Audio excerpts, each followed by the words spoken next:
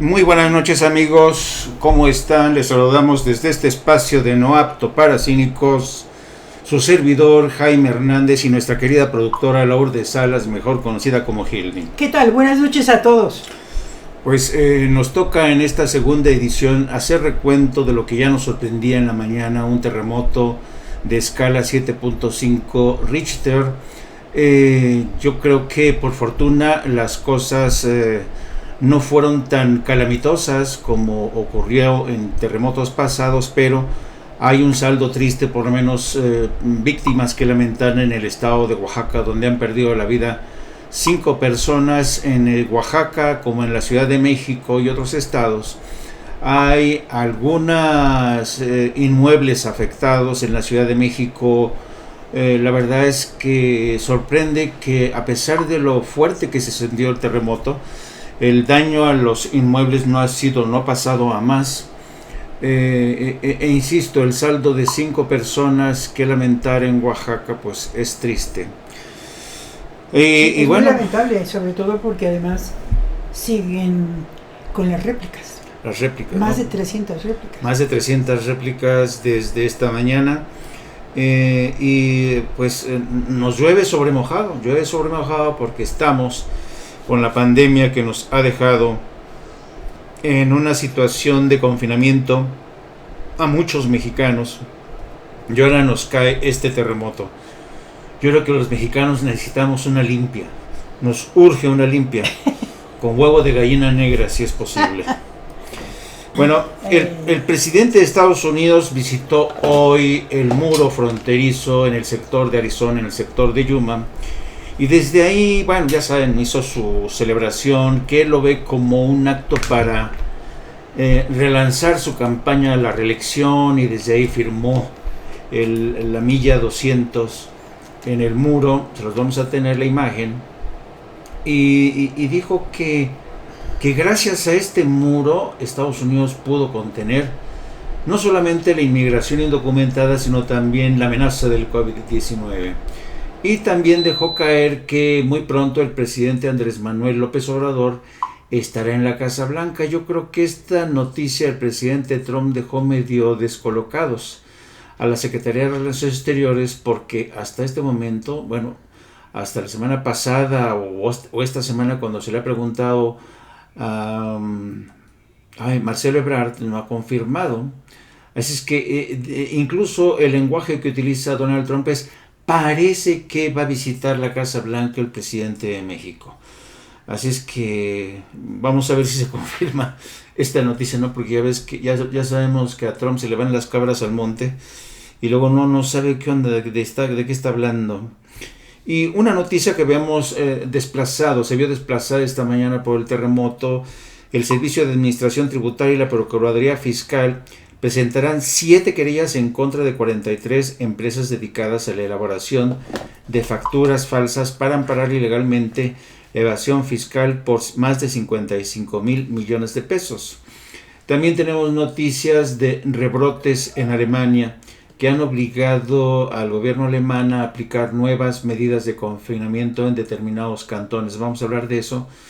Y vamos a hablar también de que el brote del coronavirus está aumentando en Estados Unidos y en estados como Florida, Texas y Arizona, el estado que precisamente visitó hoy Donald Trump. Y según un informe que también bien ahora sí que se nos está juntando todo, las remesas en el mundo van a reducirse en un 20% en este año, según cálculos del Banco Mundial, la Universidad de Oxford y la institución conocida como Pew Research, que es una institución muy reconocida, que elaboró un estudio en el que vaticina esta reducción. En promedio va a ser a nivel mundial 20%, pero ya veremos cuánto nos toca en el caso de América Latina. Y con esto iniciamos este informativo. Ya saben que nosotros siempre arrancamos, creo que hoy fue la excepción en la mañana, ¿no? Hoy no nos dio tiempo ni de ver teníamos los datos. No nos habíamos comido el bolillo para el susto. O comíamos bolillo para el susto o veíamos los datos. Bueno, pues el reporte que hoy nos da a estas horas ya de la tarde, la Universidad Johns Hopkins. Pues lo que esperábamos, superamos los 9 millones de casos confirmados, exactamente 9.184.976 casos confirmados. Y el número de víctimas de este COVID-19 es de 474.609. Acá en México, lo que tenemos una subida, pero más leve, aunque no muy reducida, porque casos confirmados aumentaron a 6.288, lo que nos da un total de 191.410.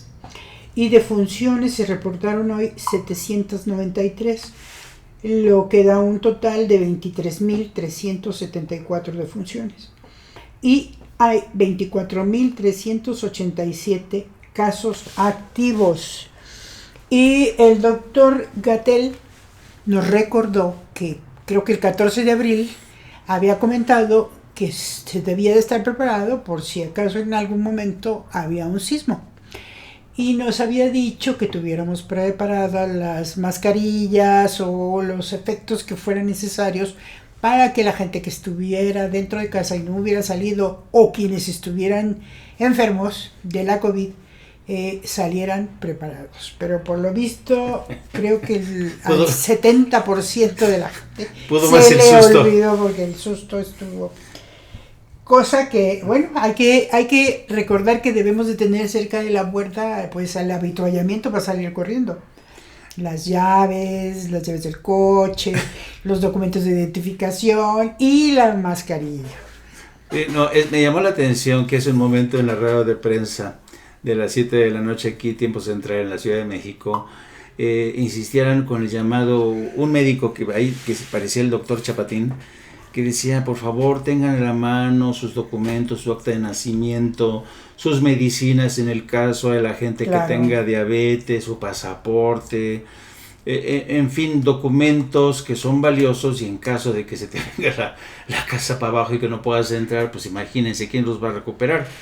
Pero la verdad es que yo también me llama mucho la atención que en los informativos de mediodía, los presentadores, los comentaristas de la televisión decían, pero qué barbaridad, cómo esta gente salió de su casa sí, sin más, uno sin camiseta y todo sin cubrebocas. Sí, es que tienes 60 segundos para salir. Tienes 60 segundos, y entonces recomendaban hace un momento hacer ensayos en casa. Pero es que eso deberíamos hacer ensayos.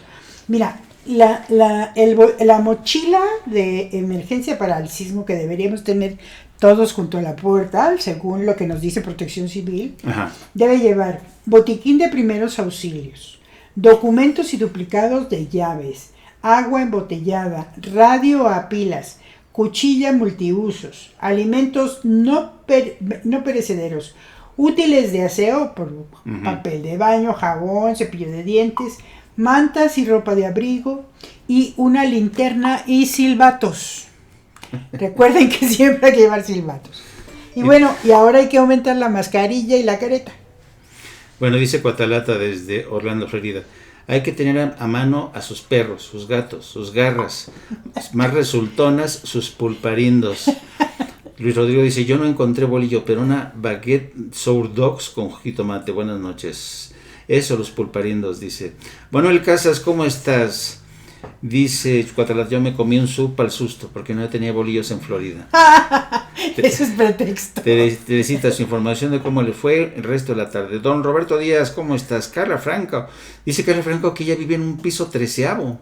Ay, nanita, Carla, ¿qué? ¿Te alcanzaron los 60 segundos para bajar? Dice, pero eso no es solo porque Estados Unidos tiene más pruebas. Dice, buenas noches, Irma Tesh, Teresita Sandoval, Ono Sandol, Pachi, Don Luis Huesca, John Kremer. Dice, yo ni siquiera sentí porque estaba durmiendo. Charlie John, ¿no te digo? Qué poca solidaridad. Qué poca solidaridad con la humanidad. John. Muy mal. Adriana Soriano, yo estoy trabajando, pero los escucho muy bien. Pues así están las cosas y vamos a pasar algunas... Perdón, sí, dime. Sí, no, es que no sé, ¿qué vas a pasar? Porque tengo lo de la doctora Sheinbaum. Nada más de entrada, las imágenes Sí. de algunos de lo que ocurrió esta mañana para refreshing. No, bueno. Refreshing el susto. A ver.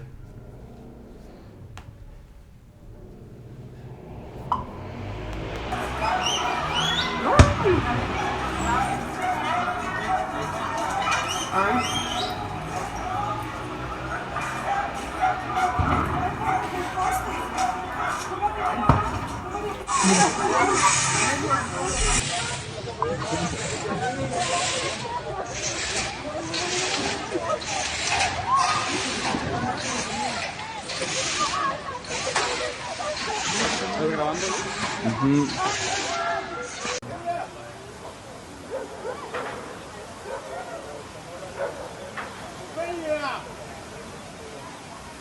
Oigan, está temblando muy cabrón acá. Estoy bien. No sé si va a llevar comunicación. Oye, márcale a Carlos, ¿no? Por favor. Bien eso. Me lo pasa. Mira. No manches, se está abriendo bien cabrón.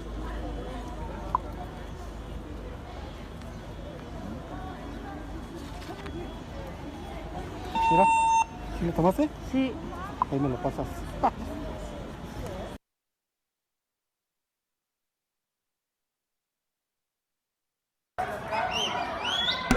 Pues ahí tienen el video de lo que ha ocurrido. Es una selección mínima de lo que ocurrió esta mañana.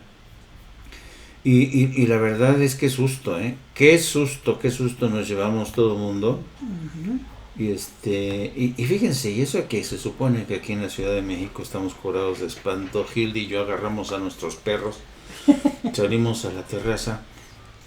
Es la zona más... Es la zona más de casa que sabemos que si se cae la casa, pues por lo menos... Que no se caiga. Según esto, nuestro arquitecto de cabecera nos dijo que esa era la zona más segura para no salir a la calle porque hay muchos cables. Así es. Tenías algo de Claudia Sheinbaum, ¿verdad? Sí, bueno, pues la doctora Sheinbaum, jefa de gobierno de la Ciudad de México, nos informó en su conferencia de prensa de esta tarde que el sismo fue percibido este martes en la Ciudad de México y con una magnitud de 7.5 provocó daños en 32 edificios y 4 inmuebles del gobierno capitalino.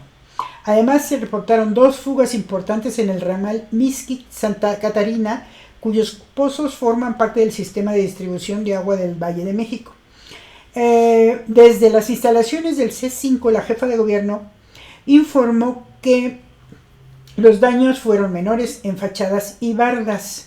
Entre los edificios afectados se encuentra uno que pertenece a la unidad habitacional Linda Vista, ubicado en la alcaldía Gustavo A. Madero, que desde septiembre 19 de 2017 esperaba apoyo del gobierno capitalino para ser reconstruido.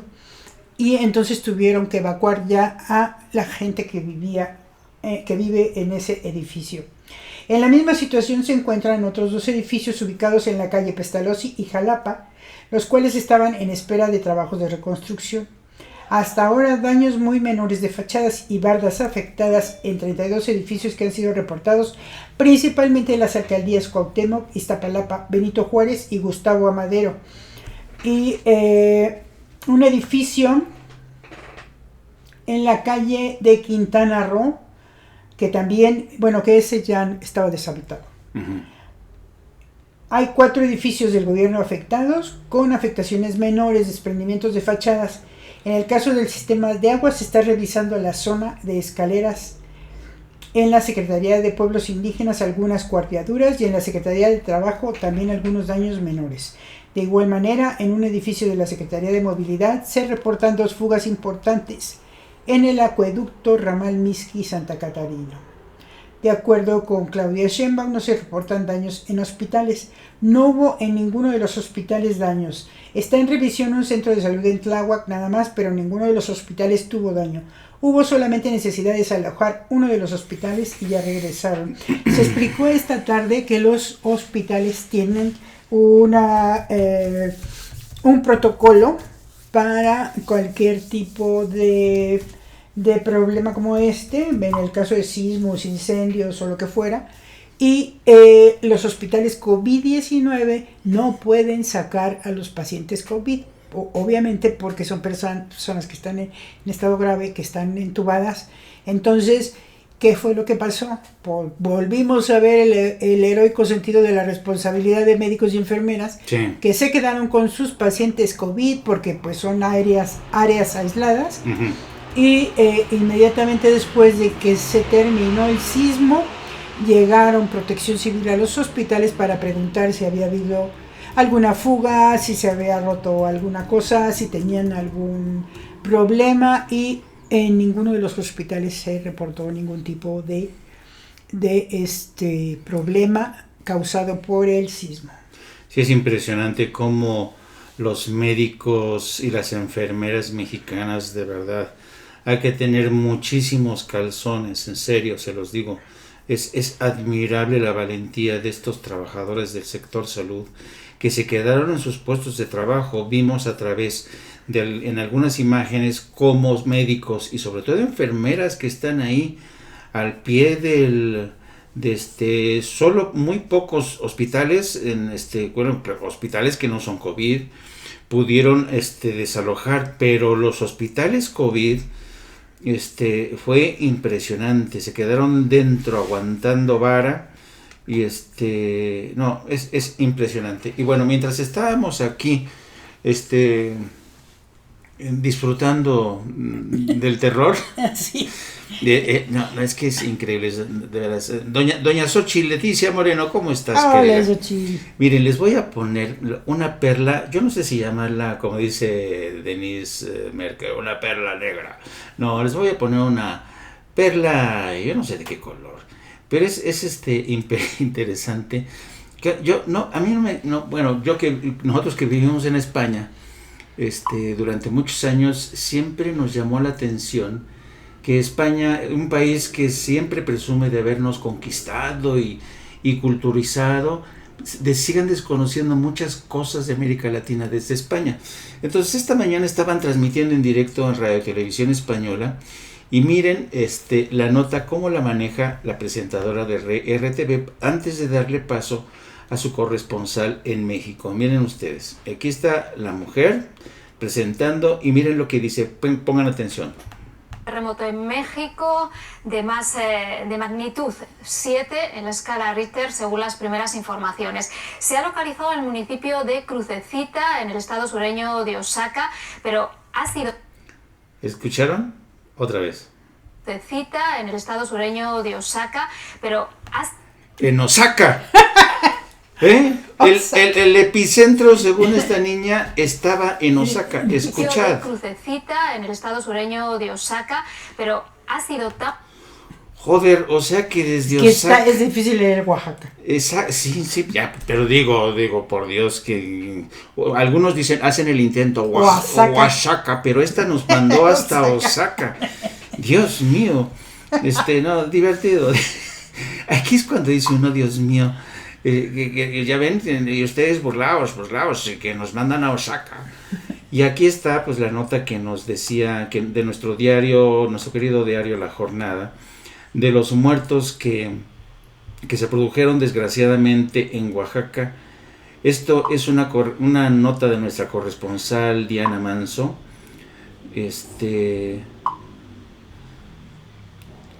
Dice Cuatalata, ok, voy a pedir pasaporte japonés.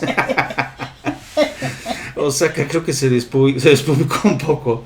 Bueno, según nuestro periódico La Jornada, el miedo y la tensión nuevamente regresaron a Oaxaca, a ver si entienden, ahí en España. El miedo y la tensión nuevamente regresaron a Oaxaca después de aquel terremoto de 8.2 grados que dejó miles de viviendas afectadas en el istmo de Tehuantepec.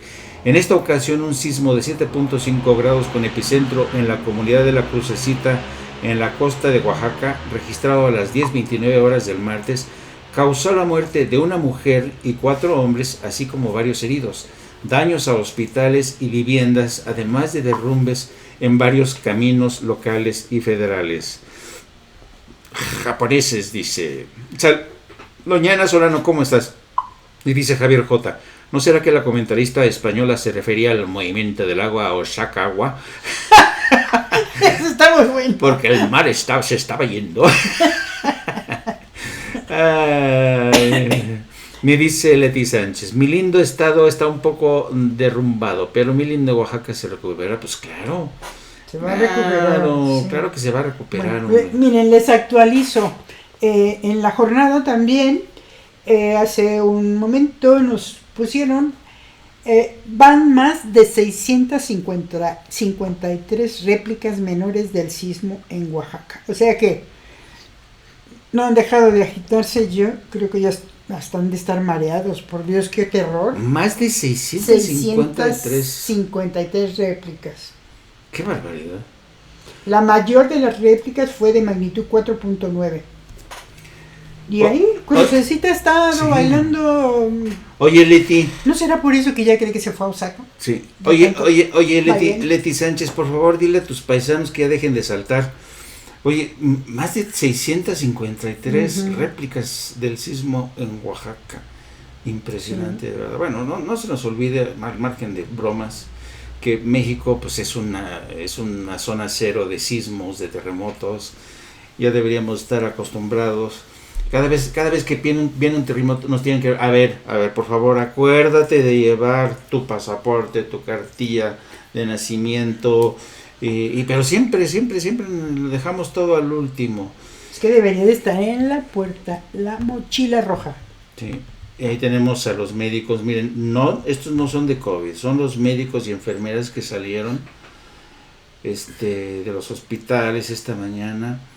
Y fíjense que en la mañana pasó también algo interesante que tiene que ver con nuestro presidente, que le hizo al reportero. La verdad, a mí me dio ternura, mucha ternura, de verdad, ver al presidente ahí saliendo en plan de reporteando la noticia. Miren, se los vamos a poner.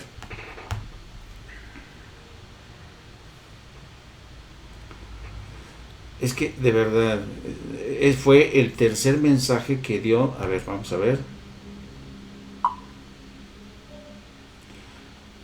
Dice Leti, en Oaxaca saltamos como chapulines y mejor con un mezcal encima. No, eso sí. Sí, David, a ver, dame el último informe. Esto fue en la mañana. El presidente transmitiendo a la nación, tomando nota de las incidencias. Yo no recuerdo una imagen así de un presidente tomando nota y aprovechándose de los medios para informar a la nación.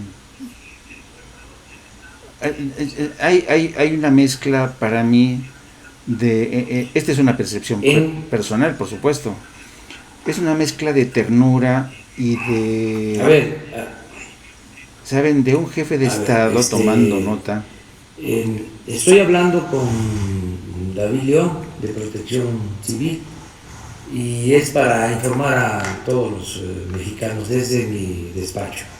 Me dice David León que desgraciadamente perdió la vida por el sismo una persona en Oaxaca, en Huatulco, y hay otra persona herida también. En el caso del fallecido fue a causa de un derrumbe. Eso es lo que tienes de información en cuanto a daños materiales, David.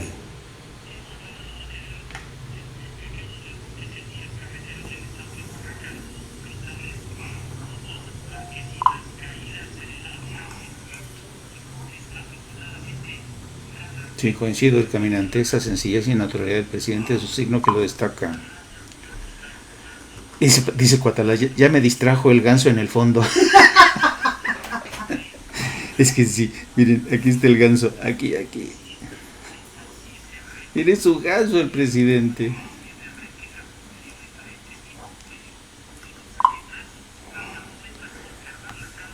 ¿Quién es? A ver si se puede ver. A ver, ¿quién es este? Es Cuauhtémoc, no, es Lázaro Cárdenas, el que está en la foto. Y aquí está, miren, el ganso.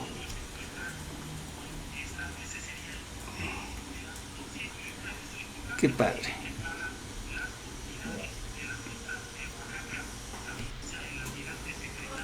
Ana Lozano Ruiz, un gran presidente, me conmovió verlo, primera vez en la vida que me siento feliz. Un hombre que se preocupa por la gente, un ser noble, honesto, una persona a quien admiro mucho.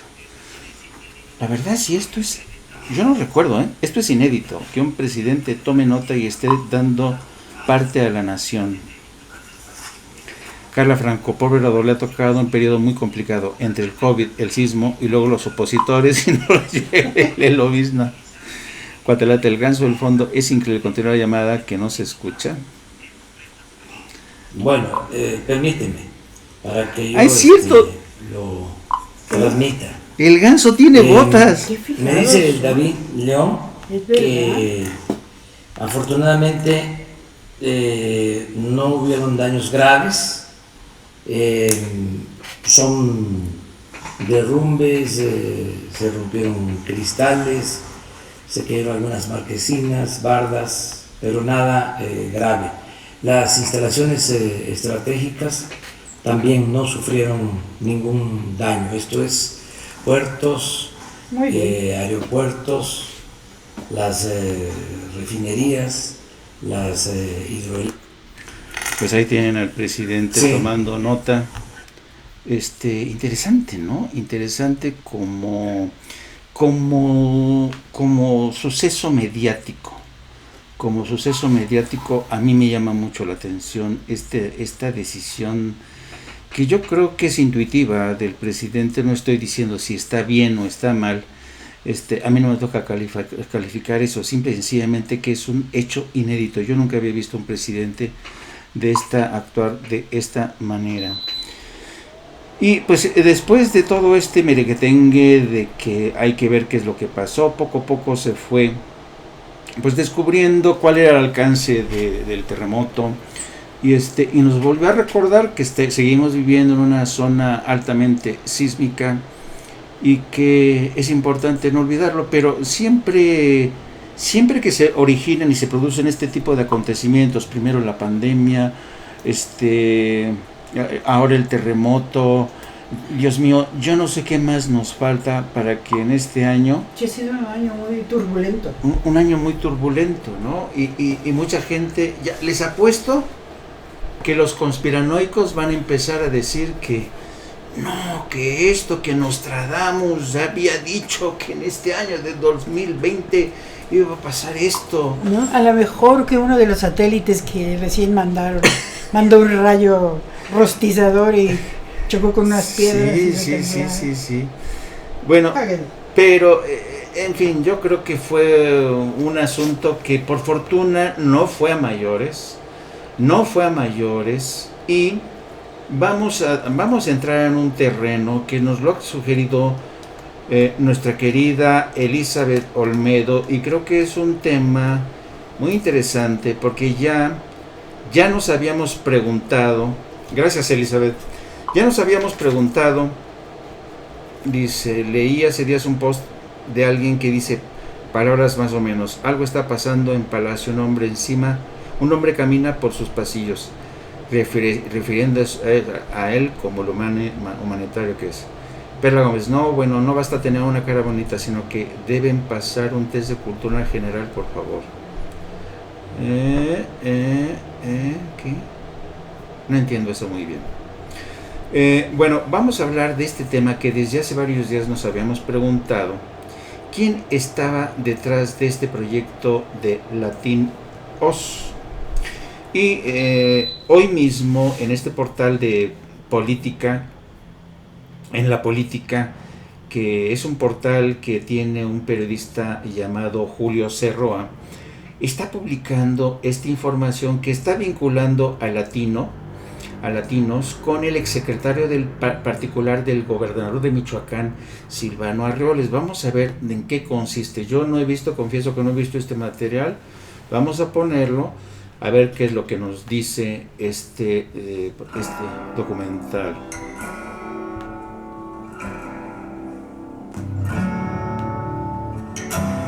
Hola, bienvenidos a La Voz de Julia.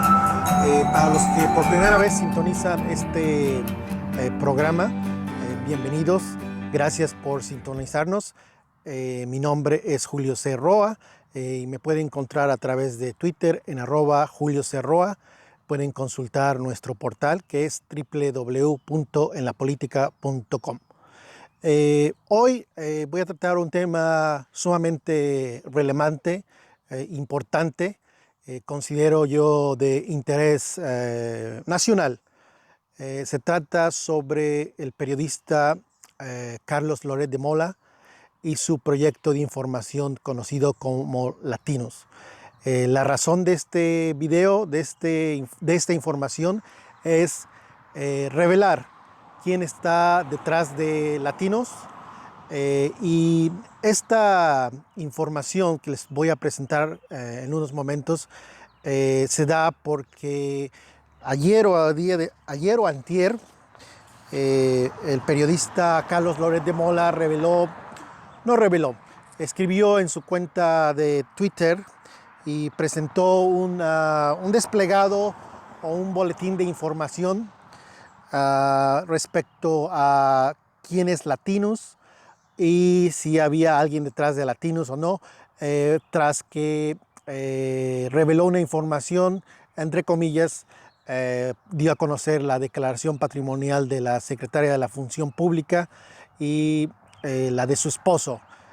Información obviamente que ya era conocida y que ya era pública, pero el objetivo de este video no es sobre eso. Nace porque al día de ayer o antier, desde la página de Latinos, desde la página de Loret de Mola, escribió un comunicado. Y voy a leer lo más importante y lo relevante respecto a este comunicado. En el último párrafo se lee de este comunicado, dice: Latinos es una plataforma de información ajena a grupos políticos. Repito, Latinos es una plataforma de información ajena a grupos políticos y tiene claros sus derechos y sus responsabilidades en un régimen democrático que reconocemos en México.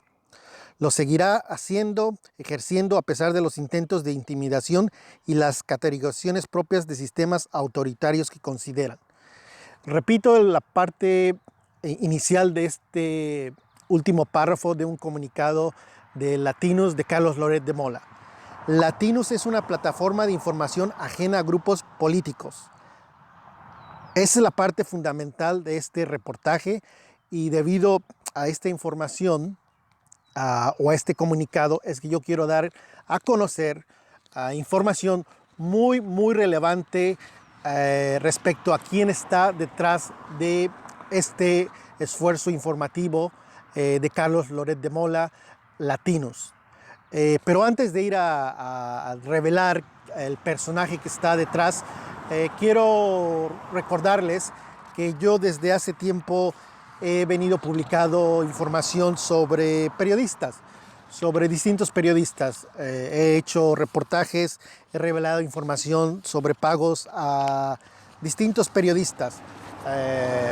López Dóriga, Adela Micha recientemente, Ciro Gómez Leiva, periodistas de izquierda, Julio Hernández, inclusive he revelado información sobre la periodista Carmen Aristegui, su portal. En el 2015 hice un reportaje sobre que su portal estaba recibiendo dinero de publicidad del gobierno de Chiapas. Lo denuncié en su momento. En fin, he revelado información, he revelado el top 10 del Chayote que fue publicado en la revista Proceso en el 2018. Y desde el 2010 he reportado pagos a periodistas como Ricardo Alemán y todos los periodistas que han recibido dinero público, ya sea a través del gobierno federal, del gobierno de la Ciudad de México y de diferentes gobiernos de diferentes estados. Diría que es mi especialidad revelar información sobre pagos a periodistas. Y Carlos Loret de Mola no ha sido la excepción. Yo revelé en el 2015 una propiedad del periodista. Di a conocer que Carlos Loret de Mola era dueño de un departamento en Miami.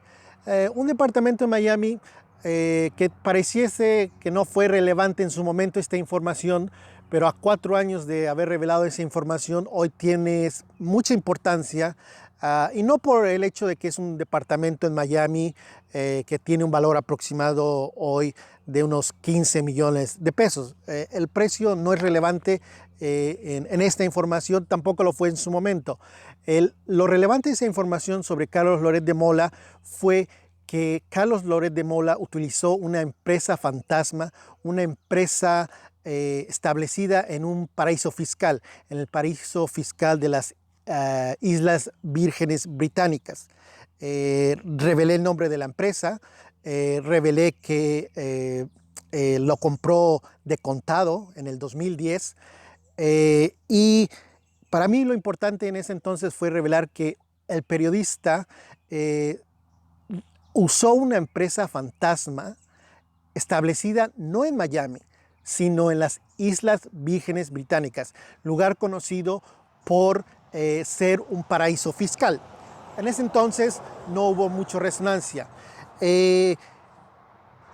Hace no mucho, en el 2018, a finales del 2018, volví a relevar información importante respecto al periodista. Revelé que Berenice Llaver, esposa de Carlos Loret de Mola, trabajó y era socia consultora de la empresa GEA.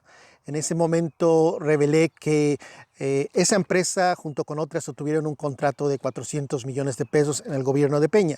Lo importante de esa información es que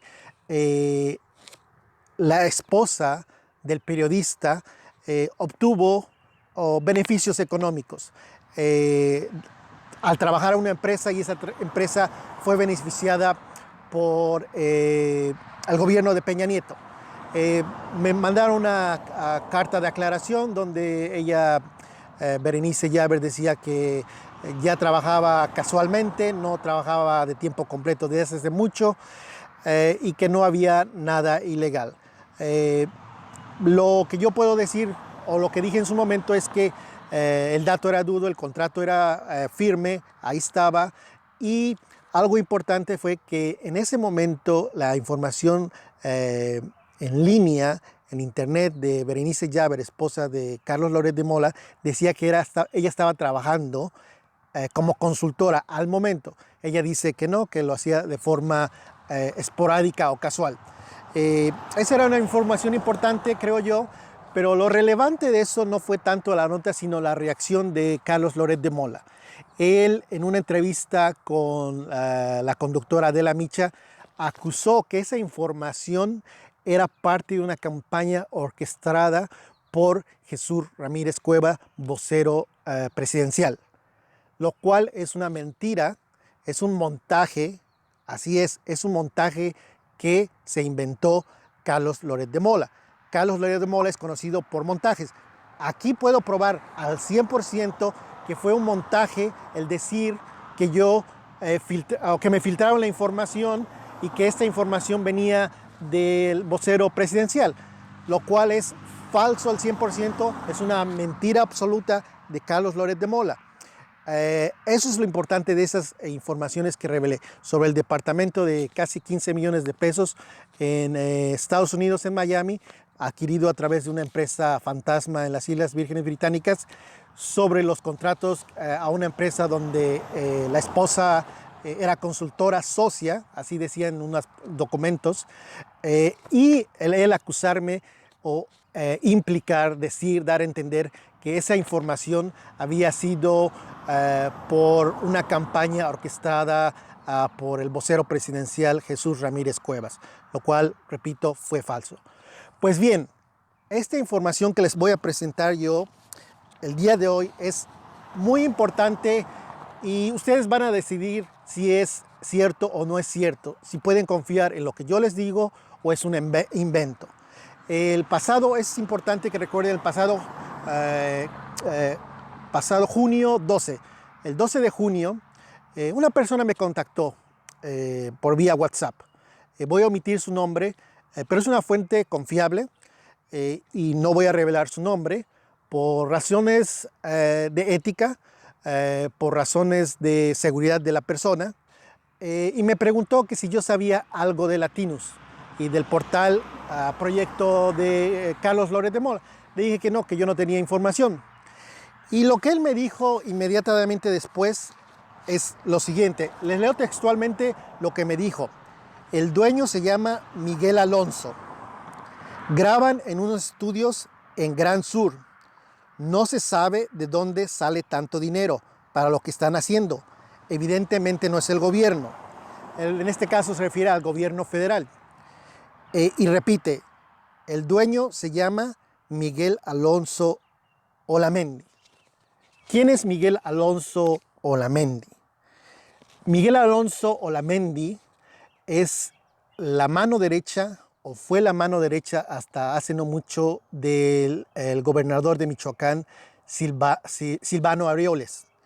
Miguel Alonso Olamendi es hijo del perredista Miguel Alonso Raya, coordinador de la bancada del PRD en su momento en el 2015. Él fue el diputado que cuando Silvano Aureoles buscó la candidatura, él asumió la coordinación de los diputados del PRD.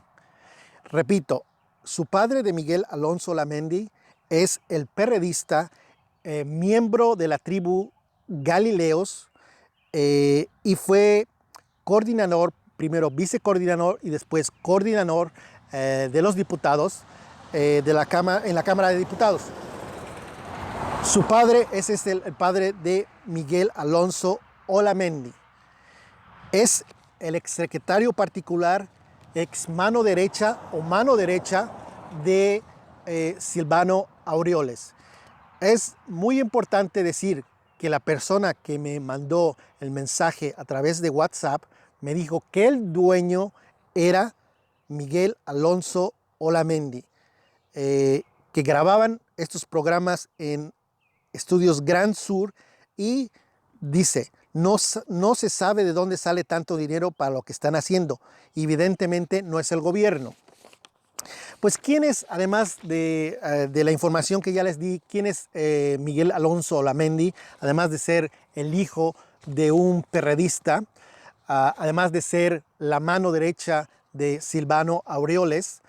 De acuerdo a información pública del portal de servidores públicos, este personaje, antes de ser la mano derecha de Silvano Aureoles en el gobierno de Michoacán, trabajó, según esta información pública, datos curriculares del servidor público.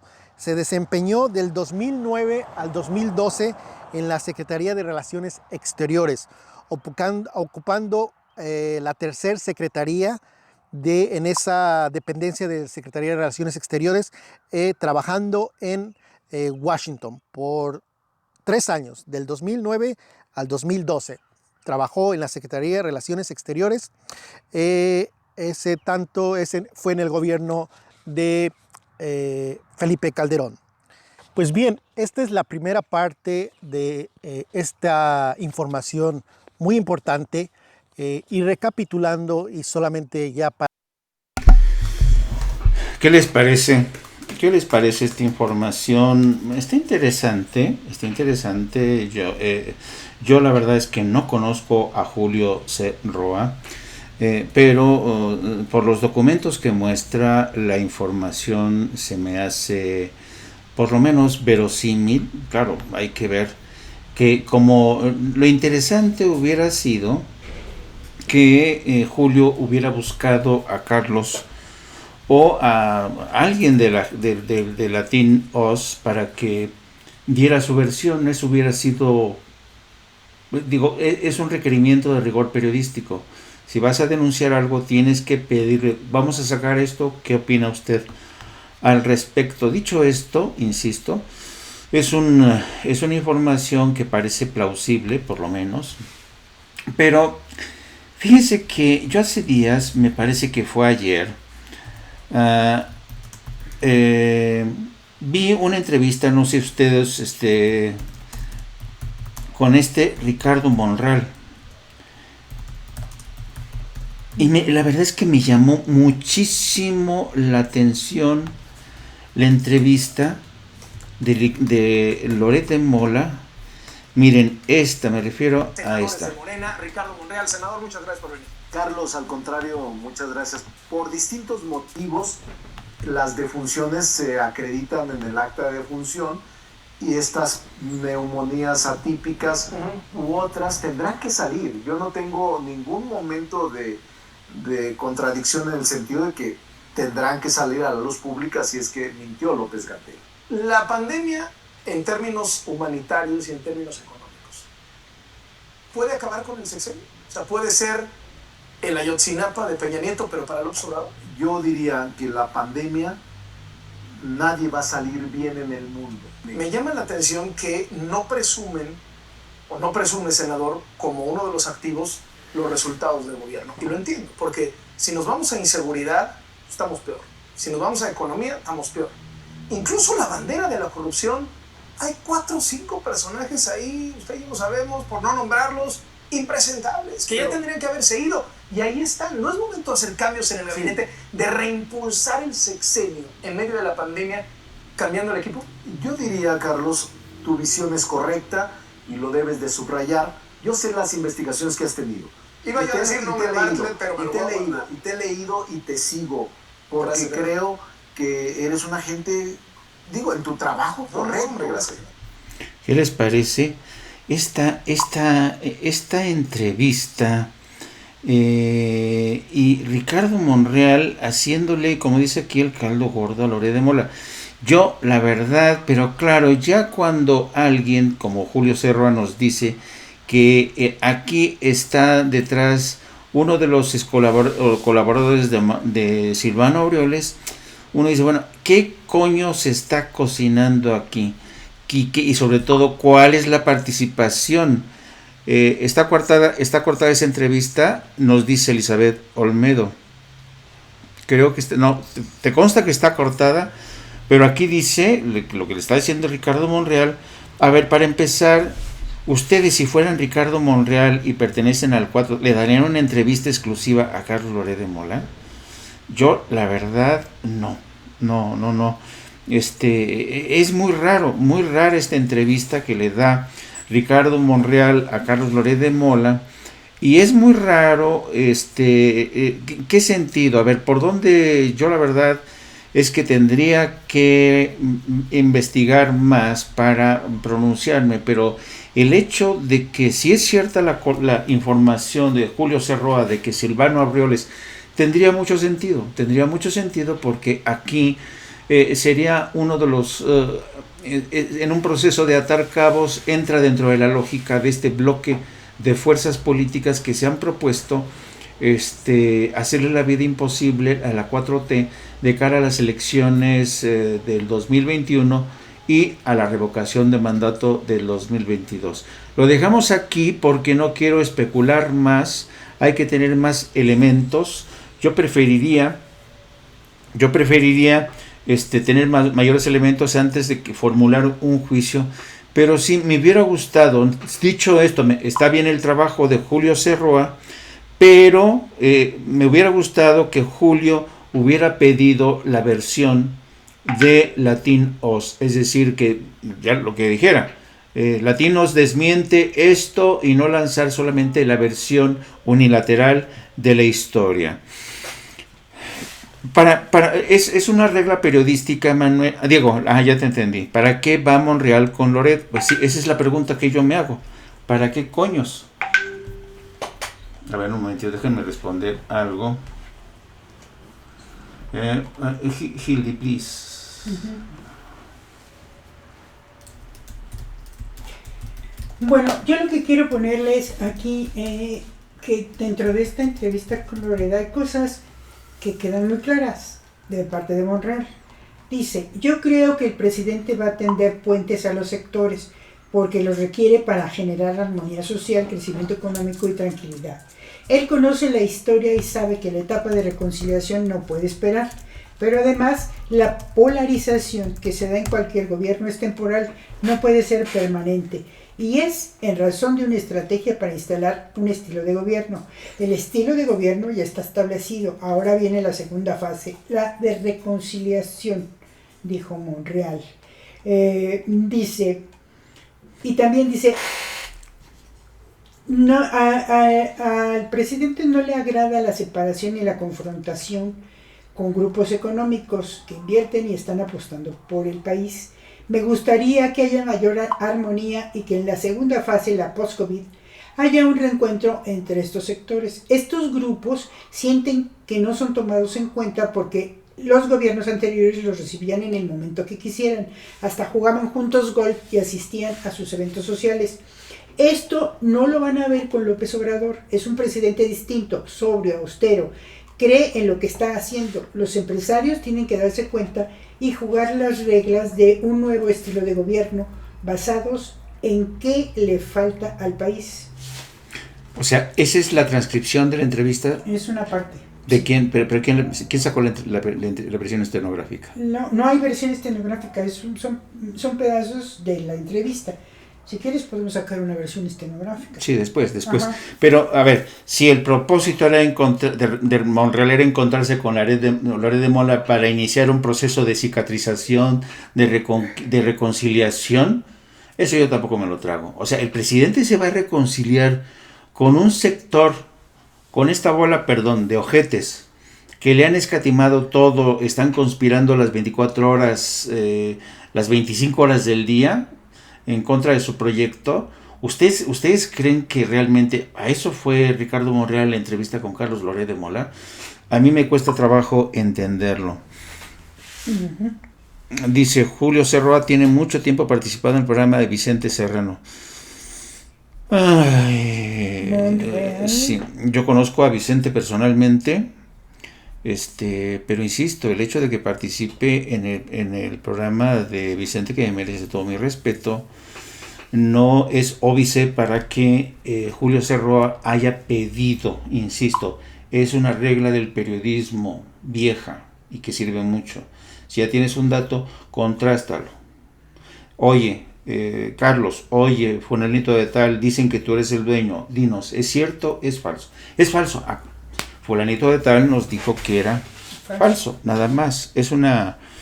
Dice Manuel Casas, Monreal frenó el voto para outsourcing porque los empresarios le pidieron. Pues es posible. El terrorífico outsourcing. Sí.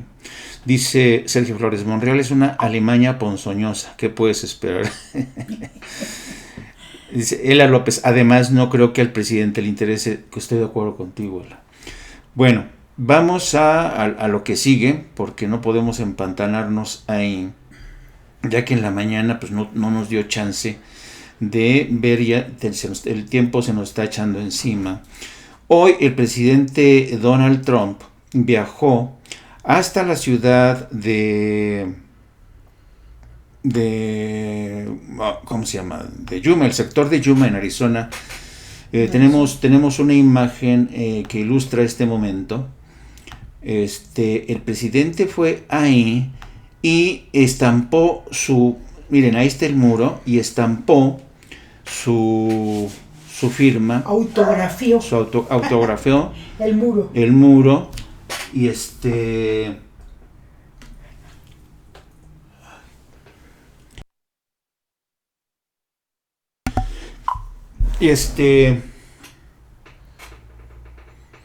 entonces fue ahí un poco con el objetivo de relanzar su campaña, y ya saben, llegó y dijo que el muro le ha permitido contener la inmigración indocumentada y también el COVID, aunque el tipo no se cansa de deportar a inmigrantes a países como Guatemala y México, que ya están infectados. Y lo que está haciendo es exportando el COVID, la pandemia, hacia otros países, México entre ellos. Bueno, lo que dijo fue que el muro ha detenido el avance del COVID por la frontera de México, porque hay un increíble número de contagiados en la frontera mexicana y el muro pues ha servido para eliminarlo. Dijo que ha hecho más que cualquier otro de las administraciones norteamericanas para asegurar la frontera sur.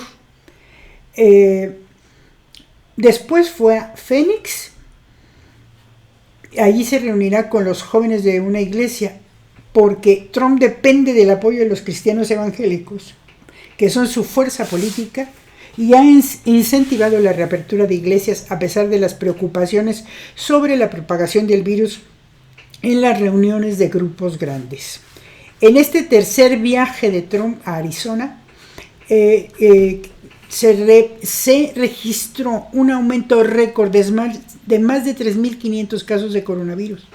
El estado también reportó cifras históricas de hospitalizaciones y de pacientes en cuidados intensivos y conectados a respiradores. O sea que el presidente se va a pasear a las zonas en donde más infectados hay para mover gente de un lado a otro y dejarse ver en su muro que parece que todavía cree que le va a reportar más votos. Es impresionante. Es impresionante. Y en otro frente, quizá ya va a ser nuestra última o penúltima nota, menos que tengamos algo que ver del terremoto, alguna actualización, que no lo creo. En Alemania ha vuelto a resurgir la pandemia. Y vamos a ponerles lo que está ocurriendo en Alemania. Es muy preocupante, y lo mismo en Estados Unidos, en Arizona, en Texas y en Florida está aumentando de nueva cuenta estos brotes. Y vamos a ver lo que está ocurriendo en Alemania, que acuérdense que Alemania es uno de los países que mejor habían controlado el tema del coronavirus. Vamos a ver, es un material de nuestros colegas de la Deutsche Welle. En español, yo fui corresponsal de la Deutsche Welle también en Washington. Son los más afectados. Desde hace días, los trabajadores de la fábrica cárnica Tönnies no pueden abandonar sus viviendas. Unidades de la policía vigilan que cumplan la cuarentena. Pero eso no es suficiente. Para controlar el virus, el primer ministro de Renania del Norte-Westfalia, Armin Laschet, ha ordenado el cierre de todo el distrito de Gütersloh.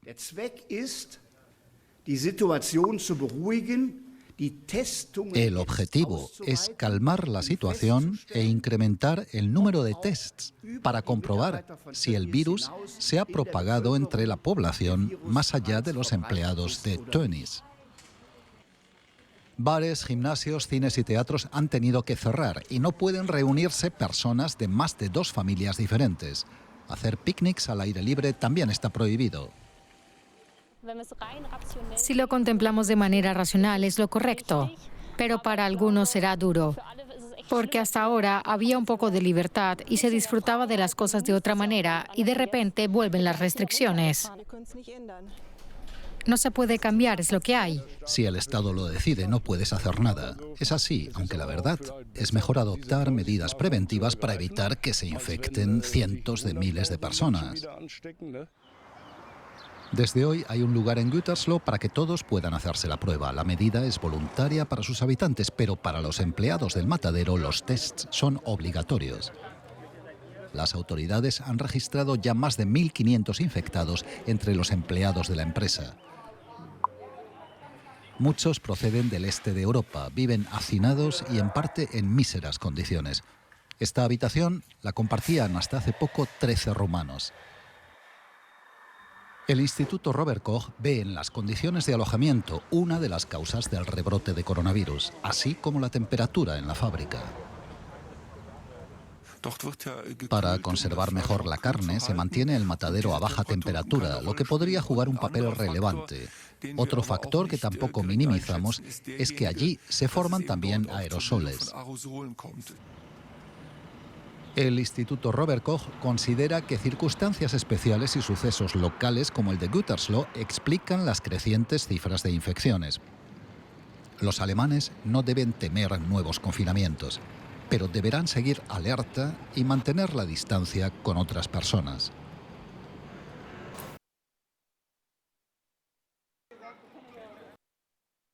La cuestión es terrible Básicamente, esto empezó ya la semana pasada. Ya recuerdo que el brote lo había manifestado Alemania en el matadero de la región, y como vemos, una de las peores cosas que pueden pasar es el lugar en donde habitan los trabajadores, que como son trabajadores temporeros o trabajadores desplazados a otro país por cualquier cuestión política o lo que sea, migrantes, pues viven en unas condiciones deplorables. Hemos visto que incluso hay moho en el lugar en donde vivían apiñados, tanta gente apilados ahí, y básicamente no te permiten vivir en un lugar en donde hay moho, porque eso también te puede hacer daño en los pulmones, te puede causar cualquier tipo de problema pulmonar. Claro. Entonces, pues sí, 1.550 personas que han tenido que mover de sus lugares en donde estaban residiendo en lamentables condiciones, y no nos han dicho claramente a dónde los han llevado o dónde van a alojarlos, porque además de que tienen el virus, pues pueden caer gravemente enfermos. Fíjense que este punto que dice Gildia es interesante, les voy a decir porque es interesante. El año pasado, el año de 2019, viajé a Berlín por cuestiones personales, por cuestiones familiares, pero también aproveché el viaje para hacer una serie de reportajes relacionados con el aniversario de la caída del muro de Berlín en 1989, que cubrí.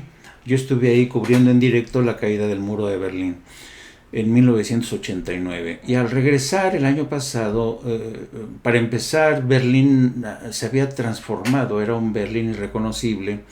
Los antiguos bodegones que servían para, en el sector oriental, la Alemania socialista o comunista, los grandes bodegones que servían para almacenar alimentos, ropa que se repartía entre la población, ahora lo han reconvertido, lo han convertido en uno de los malls, unos centros comerciales más lujosos del planeta, a donde llegan estos oligarcas rusos que van con sus amantes, estas amantes que van con los labios así, y todas así operadas por todos lados, y los oligarcas llevan a sus amantes y hacen compras multimillonarias en esos almacenes. O sea, un viejo almacén donde antes se almacenaba ropa y alimentos en el sector oriental, hoy es uno de los grandes centros comerciales más cosmopolitas. Llegan desde Londres, porque ni siquiera llegan desde Rusia, llegan desde Londres estos magnates rusos con sus amantes, llegan de compras, están 1 o 2 días en Berlín y se van de regreso. Pero también me percaté, hice un recorrido por este Berlín que está continuamente en obras, porque han modificado todo, solamente guardaron una fracción del muro para cuestiones turísticas.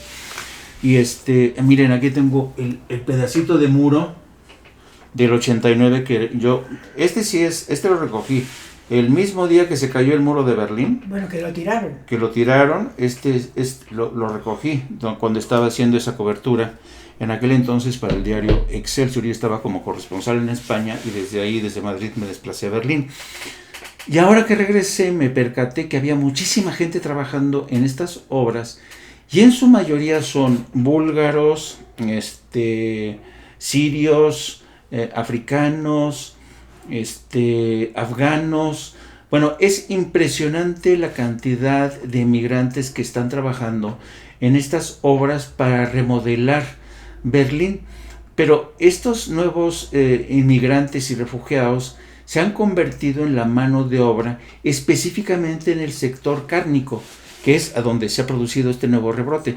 Y claro, como es mano de obra barata y estos a veces son recién llegados o apenas ya tienen 5 años, no tienen dónde vivir y los hacinan. Es un poco el mismo fenómeno de los inmigrantes mexicanos en Estados Unidos, en el sector cárnico, que los meten ahí a todos juntos. Hay familias que viven 2, 3 familias en una misma casita, hacinados.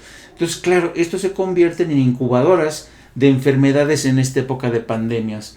Entonces, yo creo que el tema de los inmigrantes y los refugiados en Alemania es una historia no contada todavía por los medios alemanes, pero no cabe duda que este tipo de focos de la inmigración y de refugiados van a ser, es como las casas de retiro de los ancianos en Suecia o en Estados Unidos o en la misma Alemania.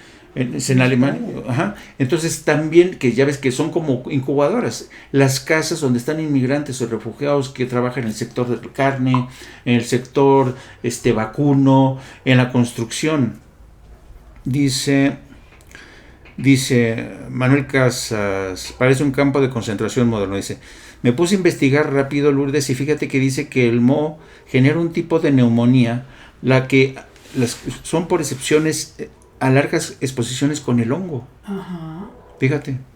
Sí, está prohibido. O sea, es una de las cosas que no puedes tener en tu casa, moho, porque te la tienen que reparar, tienen que tirar la pared, tienen que hacer todo un limpiado, porque es muy peligroso vivir en esas condiciones.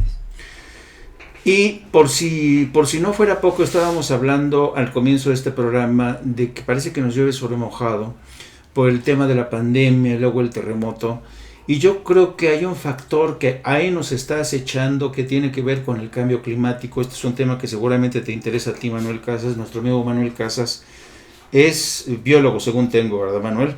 Les tenemos un reporte de justamente una nota, y yo creo que esa será la última, de cómo está afectando este calentamiento global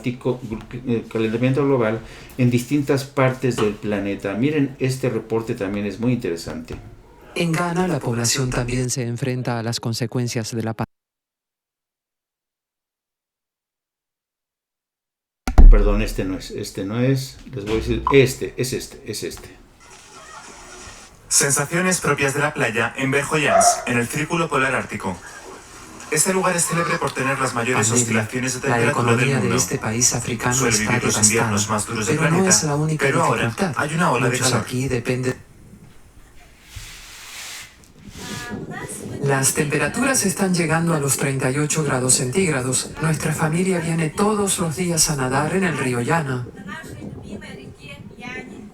Es una maravilla, es justo lo que necesitamos en verano. No esperábamos algo así. No suele hacer calor antes de julio. Pero para los expertos, estas altas temperaturas son motivo de preocupación. El calor en el Ártico ha desatado los incendios forestales en la República de Saja, donde se sitúa Verjoyansk. Las autoridades locales aseguran que se están quemando más de 275.000 hectáreas. Además, esta ola de calor incrementa la velocidad del deshielo de la capa de permafrost en el suelo. A finales de mayo, el Ártico vivió una de las peores catástrofes medioambientales en décadas. El calor derritió el suelo sobre el que se asentaba un enorme depósito de gasoil cerca de Norilsk. 21.000 toneladas de combustible llegaron a los ríos cercanos. Aunque todo el planeta sufre temperaturas máximas nunca vistas antes, los expertos aseguran que ningún otro lugar se calienta tan rápido como el Ártico.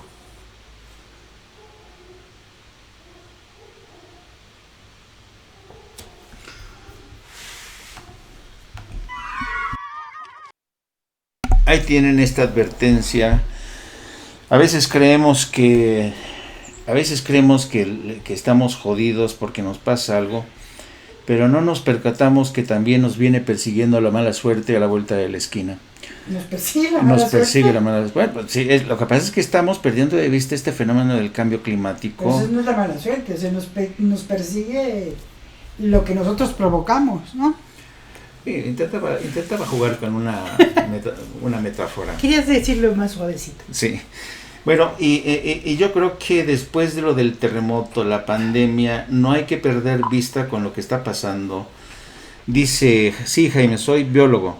Con el cambio climático se han modificado muchos ciclos naturales, tan solo las lluvias se han acortado y recorrido muchísimo. Si es preocupante, hay que ponerle un ojo. No hay que despreocuparse por este tema del cambio climático, que tiene que estar en la próxima agenda. Ya son muchos los científicos, lo mismo biólogos, lo mismo científicos sociales, lo mismo economistas, que dicen, que advierten que si salimos de esta pandemia tenemos que replantearnos nuestro modelo económico, un modelo económico que piense, uno, en reducir al máximo la explotación del hombre por el hombre, pero también no hacerle tanto daño a esta atmósfera, a este ecosistema, que parece ser que ya le estamos colmando la paciencia. Y yo creo que con esto, amigos, con el susto del día del terremoto y con estas cosas que se están moviendo de forma extraña en el frente político en México, pues nos despedimos. Querida Gildy, mi productora, Sí. ¿hay algo más? Pues yo nada más quería hacer referencia a que nacieron trillizos con COVID en San Luis Potosí, un caso inédito en el mundo. Los 3 bebés prematuros dieron positivo al nacer y los expertos están investigando si la infección pudo haberse transmitido a través de la placenta. Espero que tengamos más detalles después. Bueno, no se olviden de dejarnos su like, corran la voz para más suscriptores y por Gracias a todos por acompañarnos, son ustedes muy amables. Nos vemos mañana a las 12 del día. a las 12 del día, para también a nuestros amigos en Europa que nos ven desde Europa, y con ustedes volvemos a reconectar en punto de las 20 horas. Un abrazo, queridos amigos, y hasta mañana. Pásenla bien y cuidado con las, ¿cómo se llaman? ¿Cuál? Las réplicas. Réplicas, sí. Duerman, Más de 600 réplicas. Esperemos que se calme esto porque pobres de los oaxaqueños. Sospecho que muchos vamos a tener que dormir con una bolsa de plástico bajo la almohada. Cuídense en cualquier caso y nos vemos mañana. Un gusto verlos. Chao, chao.